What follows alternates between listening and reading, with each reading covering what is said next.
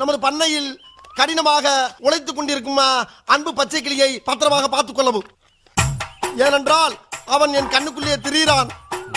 அதுபோக அவன் மாடு மேய்க்கும் போது அவனுக்கு வெயிலில் நடக்க விடாமல் அவனுக்கு ஒரு புல்லட்டு வாங்கி கொடுத்து, பேண்ட் செட்டும் வாங்கி கொடுத்து, ஒரு தொப்பியும் வாங்கி கொடுத்து போட்டிருக்காருயா.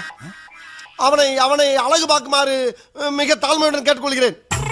அதுபோக அவனை கயிற்று கட்டில் போட்டு வெளியில் படுக்க விடாமல் ஒரு பஞ்சுமத்தை வாங்கி கொடுத்து அவனுக்கு ரூம்பு போட்டு ஏசி போட்டு தருமாறு கேட்டுக்கொள்கிறேன்.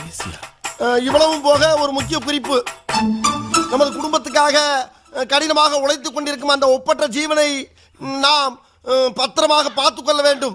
அப்பொழுதுதான் நாம் எல்லோரும் பத்திரமாக இருக்க முடியும். ஏண்டா மொத்தமே 4 வரி தான் இருக்கு. 4 வரி தான், ஆனா கூட்டெழுத்துல எழுதியிருக்காரு அவரு. கூட்டெழுத்தா? அதுடா கூட்டெழுத்து. நான் படிச்சிருக்கல கூட்டெழுத்து. அந்த டீச்சர்ட்ட அப்படிதான் எழுதிருப்பாங்க. கேளுங்க. என்ன அப்படி பாக்குறீங்க?